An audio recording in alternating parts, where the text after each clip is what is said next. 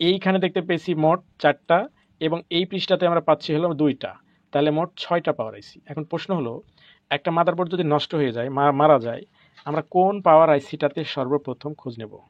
শুরু করব কোথায় থেকে, শেষ করব কোথায় থেকে, ঠিক আছে না? আবার দেখা গেল যে আপনার এটার চার্জার আইসি যদিও আলাদা করে দেওয়া আছে।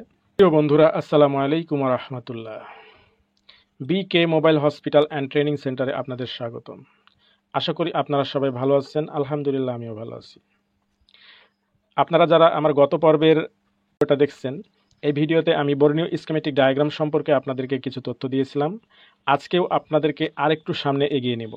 বর্ণীয় স্কিমেটিক ডায়াগ্রাম কিন্তু 1টা 2টা 3টা 5টা ভিডিও দিয়ে আপনাদেরকে শেষ করা সম্ভব না, এমনকি 50টা ভিডিও দিয়েও আপনাদেরকে শেষ করা সম্ভব না। এই জন্য আমি অল্প অল্প করে আপনাদেরকে আমি আলোচনা করে করে আপনাদেরকে আমি এটা শোনাবো। ততদিন আপনারা আশা করি আমাদের সঙ্গে থাকবেন এবং কোন কোন বিষয়গুলো আপনাদের জন্য সমস্যা এবং কোন কোন বিষয়গুলো জানতে চান সেটা আমাকে কমেন্ট করে জানাবেন। তো আজকে যারা কমেন্ট করছেন তাদের আমি কিছু কমেন্ট এখানে পড়ছি। এইখানে এক ভাই আমি দেখতে পাচ্ছি যে এই জায়গায় এক ভাই, তার নাম হলো রবিউল ইসলাম ভাই। তিনি লিখছেন যে ভাই সার্ভিসিং সেন্টারটা কোথায়?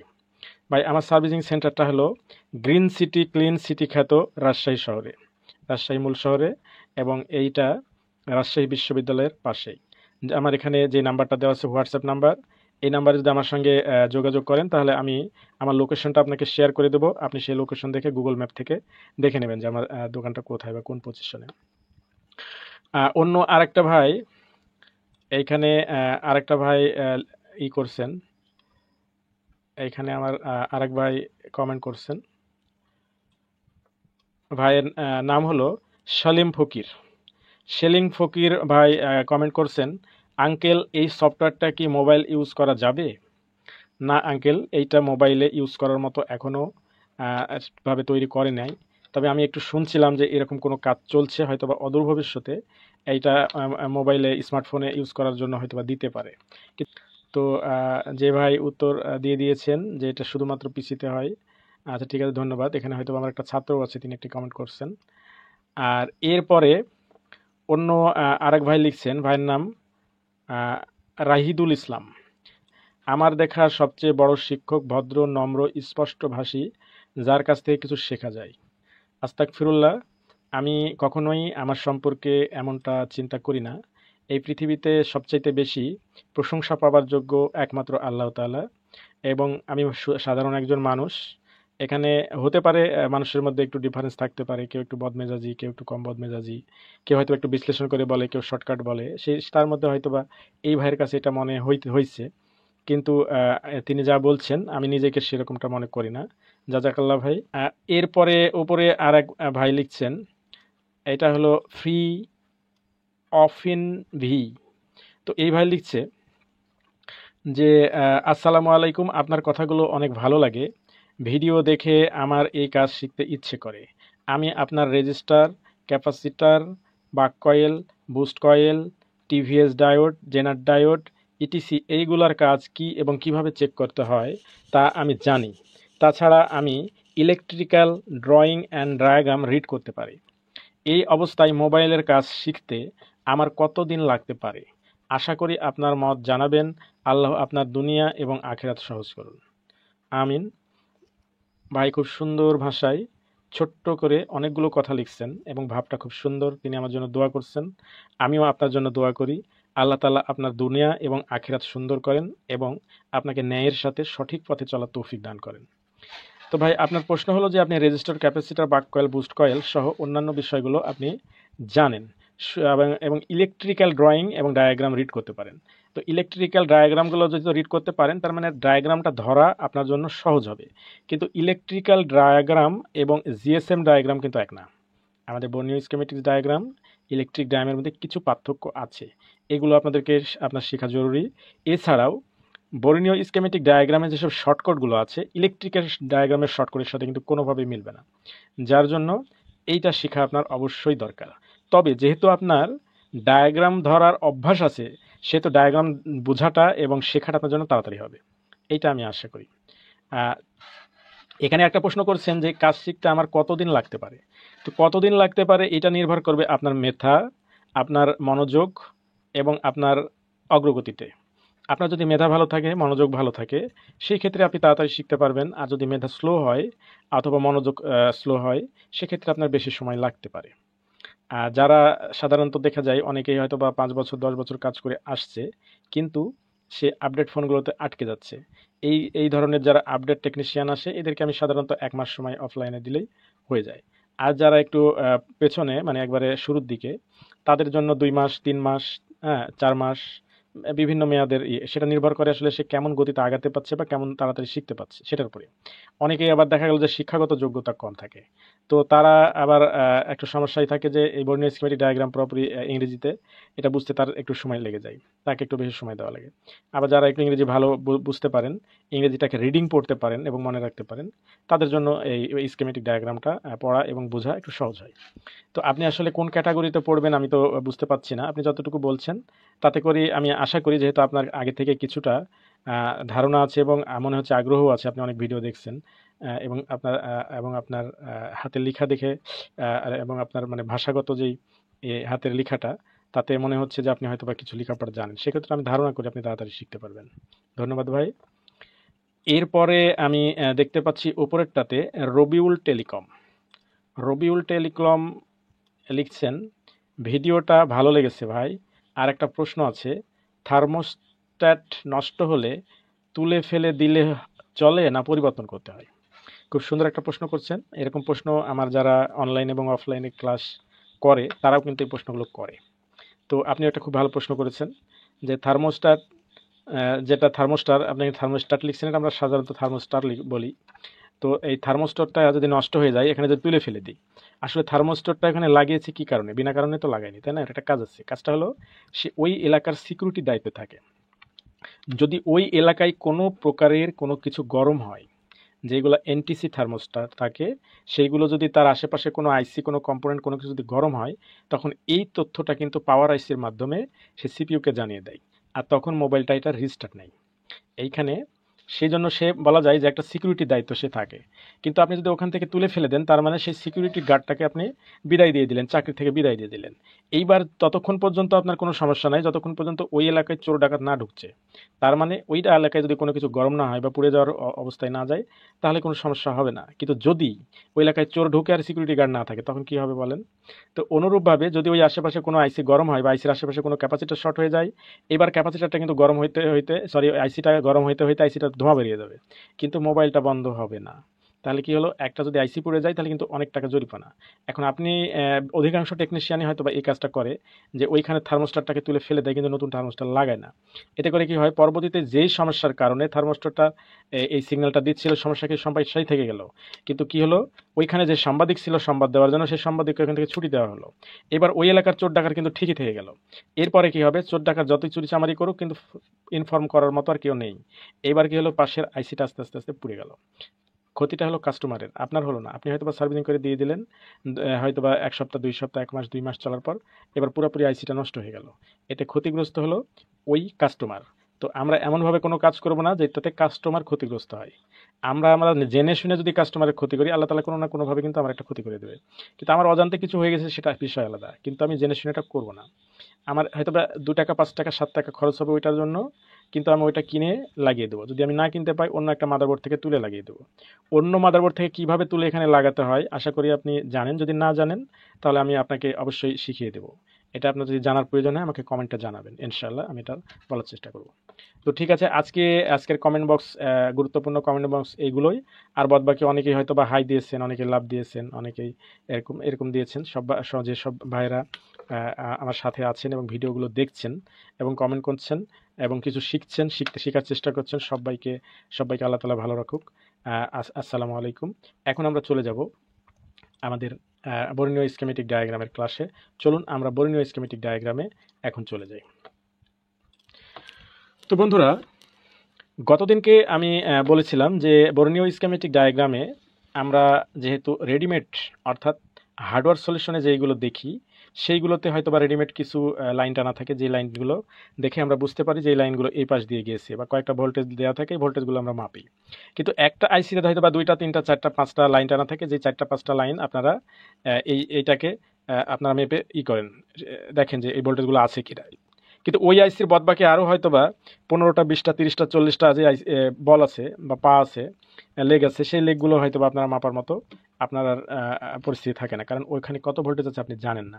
আর এটা বের করতে হলে আপনাকে অবশ্যই স্কিমেটিক জানতে হবে। এছাড়াও আরও একটা ব্যাপার আছে, সেটা হলো আপনাকে আমি এখন একটা মাদারবোর্ড দেখাচ্ছি। এটা হলো পোকো F2 Pro।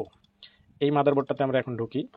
এখানে ঢুকে হার্ডওয়্যার সলিউশন আমরা দেখতে পাচ্ছি যে এই জায়গাটাতে আমাদের হার্ডওয়্যার সলিউশন নামে একটা অপশন আছে। আমরা সোজা সেই হার্ডওয়্যার সলিউশনে ঢুকে যাব। এইবার এটাকে ডবল ক্লিক করে আমি ওপেন করলাম। ওপেন করার পরে আপনারা খেয়াল করলে দেখতে পাবেন যে এই জায়গাটাতে কম্পোনেন্ট নেম নামে একটা অপশন আছে, কম্পোনেন্ট নেম। এই কম্পোনেন্ট নেম লেখা এই অপশনটাতে যদি আমরা ক্লিক করি তাহলে আমাদের এই মাদারবোর্ডটার যতগুলো কম্পোনেন্ট আছে সবগুলো দেখাবে, প্লাস কোনটা কোন আইসি, কোনটা কোন জাম্পার, এইগুলো কিন্তু লিখে লিখে দেখাবে। আমরা চলুন এবার দেখি। এইটার আমাদের ফার্স্ট পর্ব, এটা আমাদের প্রথম পার্ট, এইটা দ্বিতীয় পার্ট, এইটা তৃতীয় পার্ট। এই মাদারবোর্ডটার মোট 3টা পার্ট, অর্থাৎ 1 পৃষ্ঠা 2 পৃষ্ঠা এবং ডাবল লেয়ারের এটা একটা মাদারবোর্ড। তো এই মাদারবোর্ডে আমরা দেখি শুধুমাত্র পাওয়ার আইসি কয়টা আছে।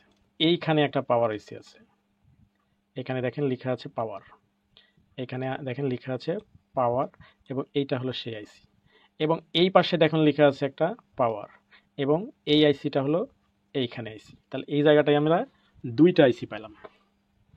এইবার আমরা যাই অপর পৃষ্ঠায়, এইটারই অপর পৃষ্ঠায় যদি যাই বন্ধুরা, এইখানে দেখেন এইটা একটা পাওয়ার আইসি, এইটা একটা পাওয়ার আইসি, এবং এইটা একটা পাওয়ার আইসি, এইটা একটা। তাহলে এখানে 4টা, আমরা ওদিকে রেখে আসছি 2টা, মোট কয়টা? 6টা। মোট 6টা পাওয়ার আইসি আমরা এই জায়গাটায় দেখতে পাচ্ছি। এবার ডান সাইডে যাই, এখানে কোনো পাওয়ার আইসি নাই, এবং অপর পৃষ্ঠাতে গেলে এইখানে কোনো রকমের পাওয়ার আইসি দেখতে পাচ্ছি না। তাহলে আমরা এইখানে দেখতে পেয়েছি মোট 4টা, এবং এই পৃষ্ঠাতে আমরা পাচ্ছি হলো 2টা, তাহলে মোট 6টা পাওয়ার আইসি। এখন প্রশ্ন হলো, একটা মাদারবোর্ড যদি নষ্ট হয়ে যায়, মারা যায়, আমরা কোন পাওয়ার আইসিটাতে সর্বপ্রথম খোঁজ নেব? শুরু করব কোথায় থেকে, শেষ করব কোথায় থেকে, ঠিক আছে না? আবার দেখা গেল যে আপনার এটার চার্জার আইসি যদিও আলাদা করে দেওয়া আছে, অনেক সময় দেখা যায় চার্জার আইসি এবং পাওয়ার আইসি একসঙ্গে যুক্ত করে দেওয়া আছে। তখন আমরা কিভাবে বুঝবো যে কোন পাওয়ার আইসিটার মধ্যে চার্জার আইসি আছে এবং কোন জায়গায় শুধু পাওয়ার আইসি আছে? তো এইগুলো বুঝতে হলে আমাকে ভিপিএস পাওয়ারটা খুঁজে বের করতে হবে, প্লাস অন্যান্য যে লাইনগুলো আছে এগুলো বুঝতে হলে আমাদেরকে স্কেমেটিক্স বুঝতে হবে। এবং এই স্কেমেটিক্স যদি আমরা না বুঝি তাহলে কিন্তু এটার সমাধান করতে পারবো না। কারণ এই সবগুলো পাওয়ার আইসি যে শুধুমাত্র আমার সিপিইউকে চালাচ্ছে, বা যেমন সিঙ্গেল পাওয়ার আইসি এগুলো দেখতাম এক পাওয়ার আইসি দিয়ে পুরো মাদারবোর্ড চলছে। তো এখানে যেহেতু 6টা পাওয়ার আইসি দিয়ে রাখছে, তার মানে সব পাওয়ার আইসি দিয়ে একই কাজ করছে তা কিন্তু না, এক একটা পাওয়ার আইসিকে এক এক রকমের কাজ দিয়ে রাখছে। যেমন ধরেন এর আগে দেখতাম যে এই এক পাওয়ার আইসি দিয়েই আমাদের নেটওয়ার্ক সেকশন চলছে, এক পাওয়ার আইসি দিয়েই আমাদের এমএমসি চলছে, এক পাওয়ার আইসি দিয়েই আমাদের সিপিইউ চালাচ্ছে, এক পাওয়ার আইসি দিয়ে অডিও চালাচ্ছে, এক পাওয়ার আইসি দিয়ে আমাদের গ্রাফিক্স আইসি চালাচ্ছে, সব কিছু। কিন্তু এইখানে কিন্তু পাওয়ার আইসিগুলোকে ভাগ করে দিয়েছে যে তোমরা এক একটা সেকশনটাকে এক এক পাওয়ার আইসি চালাও। তো এইটা কিভাবে বুঝবো যে কোনটা কোন পাওয়ার আইসি কোন সেকশনকে চালাচ্ছে? এইটাকে বুঝতে হলে আমাদেরকে স্কেমেটিক্স বুঝতে হবে, ঠিক আছে? তাহলে এখন আমরা যাচ্ছি এই পাওয়ার আইসির মধ্যে যে কোনো একটা পাওয়ার আইসি আমরা ওপেন করব অথবা নাম্বার দেখব। তো এইখানে দেখেন আমাদের ফার্স্ট যেটা, সেটাতে আমরা দেখে আসি। এই পাওয়ার আইসিটা দেখেন লেখা আছে বাম পাশে আগে চার্জার আইসি লেখা আছে, আপনারা দেখুন এখানে চার্জার আইসি লেখা আছে। এই যে শুরুটা হলো চার্জার আইসি। এই চার্জার আইসিটার মধ্যে কি আছে এবং এই পাওয়ার আইসিটার মধ্যে কি আছে সেটা আমরা দেখব। এইখানে আপনারা খেয়াল করলে দেখতে পাবেন যে বাম পাশের এই চার্জার আইসিটা, আমরা সাধারণত জানি যে চার্জিং আইসির পাশে একটা ভিপিএস কয়েল থাকে, যেটা দিয়ে ভিপিএস ভোল্টেজ দেয়, যেই ভোল্টেজ ছাড়া আপনার মোবাইল অন হবে না। ভিপিএস শব্দের অর্থ কি? ভোল্টেজ ফোন পাওয়ার, যেটার নিয়ে আমার পিছনে ভিডিও আছে যে ভিপিএস পাওয়ারের আর কি কি সব নাম আছে, শুধু একটাই নাম নাই। ভিপিএস পাওয়ারটার বিভিন্ন মাদারবোর্ড হয়ে প্রায় 4টা নাম পাওয়া যায়।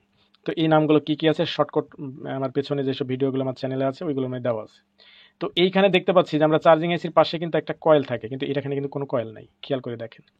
আবার বাম পাশে কিন্তু পাওয়ার আইসি আছে, কিন্তু মাত্র একটা কয়েল। কিন্তু আমরা জানি যে পাওয়ার আইসির আশেপাশে অনেকগুলো কয়েল থাকে, কিন্তু এখানে মাত্র একটা কয়েল। কেন একটা কয়েল? এইটার ক্ষেত্রে আমরা জানি যে চার্জিং ডাটাতে আমরা যদি ক্লিক করি তাহলে সরাসরি কোন জায়গা থেকে ভিপিএস পাওয়ারটা বের হচ্ছে সেটা আমাদেরকে জানায়। কিন্তু ওর মধ্যে আরও কি কি আছে এটা জানতে হলে আমাদেরকে স্কিমেটিক যেতে হবে। তাহলে এই চার্জার আইসি আসলে এই কি চার্জিং আইসি নাকি ডান পাশেটা, এটাই কি চার্জার আইসি নাকি এই চার্জিং আইসির কাজ করছে? কারণ এটা তো কয়েল নাই, চার্জার আইসি লিখে রাখছে কিন্তু এটাতে আমি যে ভিপিএস কয়েল আমরা দেখতে পাওয়ার কথা সেটা নাই, কিন্তু ডান পাশে পাওয়ার আইসি লিখে রাখছে কিন্তু একটা কয়েল দেখতে পাচ্ছি, আসলে এটাই ভিপিএস পাওয়ার কি না। তো এটা বুঝতে হলে আমাদেরকে কি করতে হবে? এইটা বুঝতে হলে আমাদেরকে চার্জার ডাটা, আমাদের এইখানে দেখেন চার্জার ডাটা নামে একটা অপশন আছে, এই চার্জার ডাটা নামের এই অপশনটাতে আমরা ডবল ক্লিক করে দেব।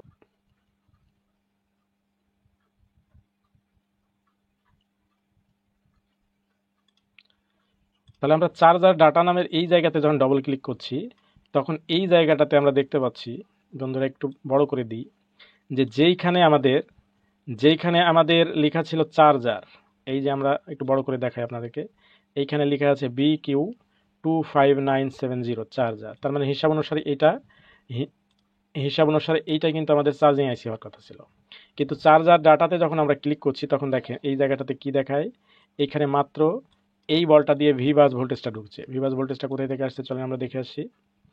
এইখানে দেখেন আমাদের এই যে বিটিভি কানেক্টর থেকে এইখান থেকে আমাদের ভি বাস ভোল্টেজটা, এই যে লাল কালার, এইটা গিয়ে সর্বপ্রথম এইখানে ঢুকছে, এইখানে ঢুকে এক বল দিয়ে ঢুকছে। আমরা এখানে খেয়াল করলে দেখতে পাচ্ছি যে এই ভোল্টেজটা এক বল দিয়ে ঢুকছে এবং অপর বল দিয়ে বেরিয়ে আমাদের ডান পাশে যেটা পাওয়ার আইসি লেখা ছিল সেখানে চলে যাচ্ছে। তাহলে ভিবাস ঢুকছে আবার ভিবাসই বের হচ্ছে। তাহলে চার্জিং আইসিতে কি কখনো ভিবাস ঢুকে ভিবাস বেরিয়ে যায়? বেরোয় না। চার্জিং আইসিতে সবসময় ভিবাস ঢুকে আর ভিপিএইচ বের হয়, কিন্তু এখানে দেখেন ভিবাস ঢুকছে ভিবাসই বের হয়ে যাচ্ছে, অথচ লিখে রাখছে কিন্তু চার্জার আইসি। এরপরে এই চার্জার আইসির মধ্যে আর কি কি আছে এটা আমরা স্কেমেটিক্স করে একটু পরে আপনাকে আমি দেখাচ্ছি। তো এইখানে ভিবাসটা বের হচ্ছে, ভিবাস বের হয়ে এইবার ডান পাশে এসে এই ভোল্টেজটা এইখানে যেটাতে আমরা দেখছিলাম পাওয়ার আইসি লেখা ছিল 8150B 8150B, এইটাতে এসে ঢুকছে। আমরা এইটাতে দেখতে পাচ্ছি যে ভিবাসটা এসে এখানে ঢুকছে এবং ভিপিএইচ ভোল্টেজটা এখান থেকে তৈরি হচ্ছে। আমি যেটা বলছিলাম যে এর পাশে একটা কয়েল দেখা যাচ্ছিল, তো এই কয়েলটাই মূলত ভিপিএইচ কয়েল এবং চার্জিং আইসি থেকে যেটা বের হয় ভিপিএইচ পাওয়ার, সেটাও কিন্তু এখান থেকেই বের হচ্ছে। এবং শুধু তাই না, এখান থেকে কিন্তু ভিভ্যাটও বের হচ্ছে। এইখানে দেখেন আমাদের এই যে এই বল থেকে দেখেন এখান দিয়ে ঘুরে ভিভ্যাটটাও এখান থেকে বের হচ্ছে। তার মানে মূলত আমার এইটাই হলো চার্জিং আইসির কাজ করছে। এখন প্রশ্ন হলো এইটা কি শুধুই চার্জিং আইসির কাজ করছে না এর মধ্যে পাওয়ার আইসিও আছে? এইটাকে আমরা এই জায়গাতে হার্ডওয়্যার সলিউশনের এই রেডিমেড সলিউশন দেখে কি বুঝতে পারবো? কারণ এইখানে কিন্তু আর যেসব বলগুলো আমাদের এই পাশে যেই সমস্ত বলগুলো ফাঁকা আছে, এইগুলো কি এবং কেন এইটা সম্পর্কে কিন্তু কোনো ডিটেলস দেওয়া নেই। তাহলে এটা বুঝবো কিভাবে? আমাদেরকে স্কিমেটিক্স দেখে। তাহলে আমরা ফার্স্টে আগে দেখে আসি যে এইখানে এক বল দিয়ে ঢুকলো এক বল দিয়ে বেরিয়ে গেল ওভিপিআইসি। ওভিপিআইসি যে কাজটা করে ভিবাস ঢোকায় আবার ভিবাসই বের করে, ভিবাস 5 ভোল্ট ঢোকায় ভিবাস 5 ভোল্ট বের করে, এটা কিন্তু ওভিপিআইসির কাজ। এই আইসিটাকে নাম দিয়ে রেখেছিল চার্জিং আইসি, কিন্তু কাজ ওভিপিআইসির মতো। এই আইসিটার মধ্যে আর কি কি আছে এইটা বুঝতে হলে আমাদেরকে এবার স্কেমেটিক্স অ্যান্ড সার্ভিস ম্যানুয়ালে যেতে হবে। তো চলুন এবার লেআউট স্কেমেটিক্সের ভিতরে ঢুকি। এইখানে দেখেন আমাদের হার্ডওয়্যার সলিউশনের নিচেই এইখানে দেখেন স্কেমেটিক্স অ্যান্ড সার্ভিস ম্যানুয়াল লেখা আছে। আমরা এবার এইটাকে ক্লিক করব। এইটাকে যখন ক্লিক করলাম দেখেন এইখানে চারটা অপশন আসছে, একসঙ্গে চারটা অপশন আসছে। এই উপরের দিকে দেখেন লেখা আছে ডায়াগ্রাম, তার উপর নিচেরটা লেখা আছে ডায়াগ্রাম 2, এবং তার নিচেরটা লেখা আছে লেআউট, এবং তার নিচেরটা লেখা আছে লেআউট 2। এর দ্বারা আমরা কি বুঝবো? যে ডায়াগ্রাম মানে হলো আমাদের মূল বোর্ড যেটা সেটা, আর ডায়াগ্রাম 2 মানে হলো আমরা জানি এইটার কিন্তু 3টা বোর্ড। আমরা দেখেছিলাম যে এখানে 3টা বোর্ড আছে। চলুন আমরা আরেকবার দেখে আসি। আমরা দেখেছিলাম যে এখানে 3টা বোর্ড আছে। তো মূল বোর্ডটা হলো আমাদের এই মূল পিসিবিটা এইটা, আর ডায়াগ্রাম 2 হলো আমাদের নিচেরটা, আমাদের নিচের যে ডবল পার্ট করা আছে এই নিচেরটা।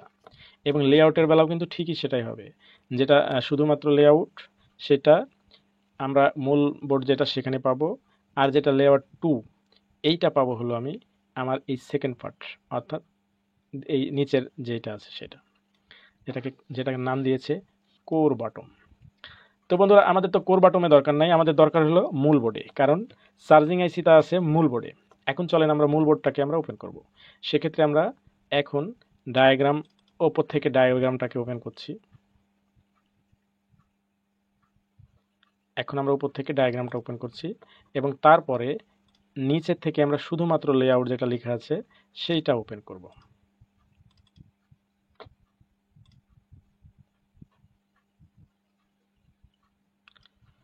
তাহলে বন্ধুরা শুধুমাত্র লেআউটটা যদি ওপেন করি তাহলে আমরা এইটাকে একটু দূরে দিয়ে দিলাম, একটু বড় করে নিলাম। কম্পোনেন্ট নেমে গিয়ে আমরা দেখেছিলাম যে আমাদের প্রথম পেজের এই যে আমাদের যে এখানে সিপিইউ আছে, ঠিক সিপিইউর নিচে আমাদের এই জায়গাটাতে এইটাই হলো কিন্তু আমাদের চার্জিং আইসি লেখা। তো এই চার্জার আইসিটাকে আমরা এবার ওপেন করি। চলুন, এখন দেখেন লেআউটে গেলে কিন্তু এইগুলো কোনো কিছু দেখায় না, শুধুমাত্র নকশার মতো, জমির নকশার মতো দেখায়। তো আমাদের এইটা বোঝার উপায় কি? বোঝার উপায় হলো এই যে সিপিইউ এমএমসি আছে যে পাশে, ঠিক সেই পাশে বাম পাশের বড় আইসিটার নিচে, বড় আইসিটার নিচে দুইটা, একটা এইটা যেটা লেখা ছিল পাওয়ার, এইটা যেটা লেখা ছিল চার্জার। তো আমরা চার্জারের এই ঠিক মাঝখানে দেখেন একটা সিরিয়াল নাম্বার দেওয়া আছে U5500। এটাকে বলা হয় লেআউট সিরিয়াল নাম্বার। এই লেআউট সিরিয়াল নাম্বারটা নিয়ে আমি যদি স্কেমেটিক্সের মধ্যে ঢুকি তাহলে এই ডিটেলস বেরিয়ে আসবে। তাহলে এটাকে কি করব, এই লেআউট সিরিয়াল নাম্বারটাকে আমি ডবল ক্লিক করতে পারি, অথবা আমি এইটাকে মুখস্থ করে নিতে পারি। এইটাকে যখন আমি ডবল ক্লিক করব সাথে সাথে দেখেন এই সার্চ বাটনের মধ্যে চলে আসবে লেখাটা। যদি লেখাটা এর মধ্যে না আসে তাহলে বুঝবেন যে এইখানে ডবল ক্লিকের কোনো একটা জায়গায় ঝামেলা থাকতে পারে। বন্যতে কিন্তু এরকম সমস্যা অনেক বোর্ডে পাবেন। তখন আপনি এটা মুখস্থ করে নেবেন। মুখস্থ করে নিয়ে আপনি এবার চলে যাবেন স্কেমেটিক্সে। এবার আমরা চলে গেলাম স্কেমেটিক্স, যেখানে লেখা আছে ডায়াগ্রাম। এখানে কিন্তু স্কেমেটিক্স লেখা ছিল না, ছিল ডায়াগ্রাম। ডায়াগ্রাম লেখা আছে বলে এটা ঘাবড়ানোর কিছু নাই। কোনো জায়গায় লেখা থাকে স্কেমেটিক্স, কোনো জায়গায় লেখা থাকে ডায়াগ্রাম। এইবার আমরা ডায়াগ্রামের এই জায়গায় এসে এইখানে দেখেন সার্চ বাটন আরেকটা আছে, এই সার্চ বাটনের এইখানে এসে আমি পেস্ট করে দেব। এটা পেস্ট করে দিয়ে এবার সার্চ দিয়ে দিলাম। সার্চ দেওয়ার সাথে সাথেই দেখেন এইখানে চলে আসছে পেজ নাম্বার 37। পেজ নাম্বার 37-এ এই আইসি সম্পর্কে ডিটেলস দেওয়া আছে। তো পেজ নাম্বার 37 আমাদের খুঁজে খুঁজে বের করার প্রয়োজন নাই। এইটার উপরে একটা ক্লিক দিয়ে দিলেই এটা চলে আসবে। এই যে চলে আসছে, ক্লিক দেওয়ার সাথে সাথেই এইখানে চলে আসছে। এখন দেখেন এই আইসিটার ভিতরে আছে কি। এই আইসিটার ভিতরে আমরা দেখতে পাচ্ছি এখানে শুধু ঢুকছে ভিবাস লাইন ঢুকছে, শুধুমাত্র ভিবাস লাইনটা ঢুকছে। ভিবাস লাইন কি যারা জানেন না তারা আমার পেছনের ভিডিওগুলো দেখে আসেন যে ভিবাস কি, কেন, এইগুলো নিয়ে আমাদের ভিডিও দেওয়া আছে। এরপর ডান পাশে দেওয়া আছে পিএমআইডি। আমরা জানি যে আইসির পিএমআইডি হলো প্রাইমারি লাইন, চার্জিং আইসির পিএমআইডি প্রাইমারি লাইন। এবার এইখানে দেখতে পাচ্ছি আছে হলো ওভিপি গেট।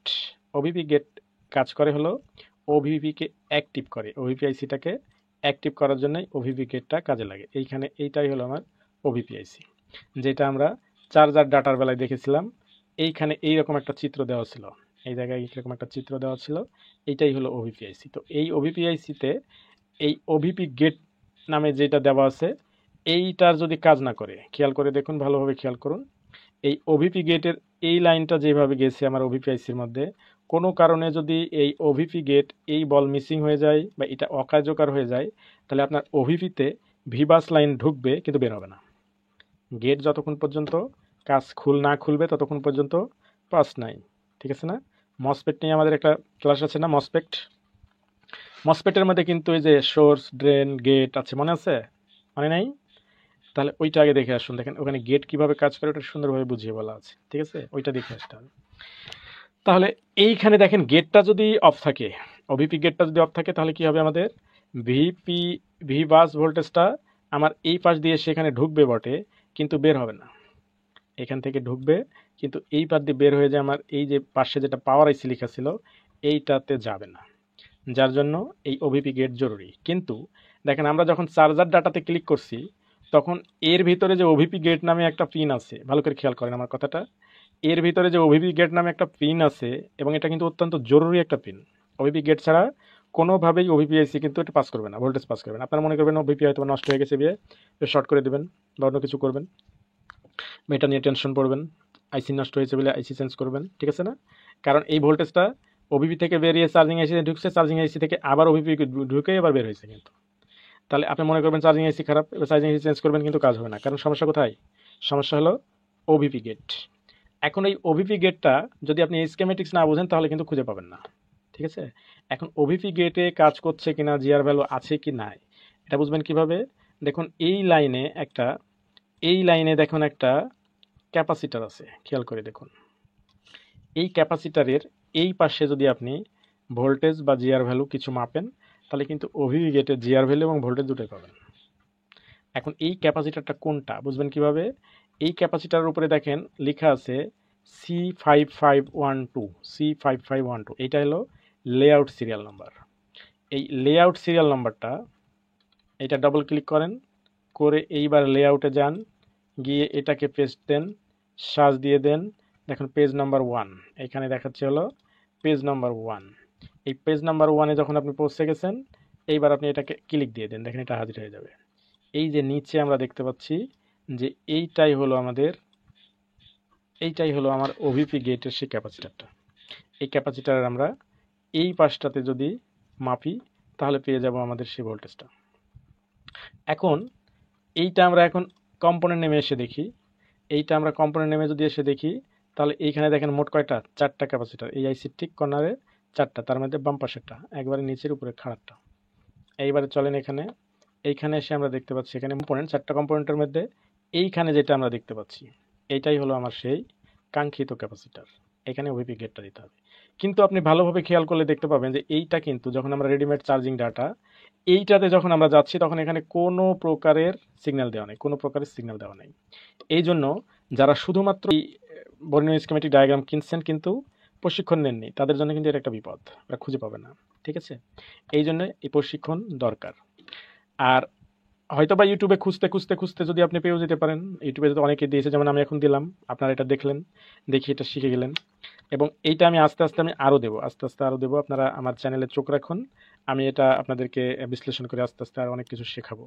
তবে একদিনে তো সম্ভব না, কারণ বর্ণীয় স্কিমেটিক একটা সমুদ্র, এখানে যে যত বেশি কুড়াই নিতে পারবে সে তত সম্পদশালী, এর পিছনে সময় দিতে হয়। তো ঠিক আছে, এইবার আমরা যাই। দেখুন ওভিপি গেট ছাড়াও এই পাশে জরুরি আর কি আছে? এসডিএ-এইচসিএল অত্যন্ত জরুরি, serial data serial clock. Int এটাও জরুরি, এটা ছাড়া এটাতেও কিন্তু যদি লাইনের সমস্যা হয় চার্জিং এরর চলে আসে। এসডিএইচসিএল যদি শর্ট হয় আপনার মোবাইলের হ্যাং অন লোক হয়ে থাকবে, ঠিক আছে? তো এই সব বিষয়গুলো আপনাদেরকে জানতে হবে, আর এইগুলো জানতে হলে অবশ্যই আপনাদেরকে রিস্ক বুঝতে হবে। এইবার যেহেতু আমার ভিডিওটা অনেক লম্বা হয়ে যাচ্ছে, আমরা এখান থেকে বেরিয়ে যাই। আমরা এইবার দেখব হলো যে এই পাওয়ার আইসিটা, আপনাদেরকে যেটা বলছিলাম যে ডান পাশে যেটা পাওয়ার আইসি লেখা ছিল, এই পাওয়ার আইসিটাতে কি শুধুই চার্জিংয়ের ব্যাপার স্যাপার আছে নাকি পাওয়ারের ব্যাপার স্যাপার আছে, এইটা দেখব।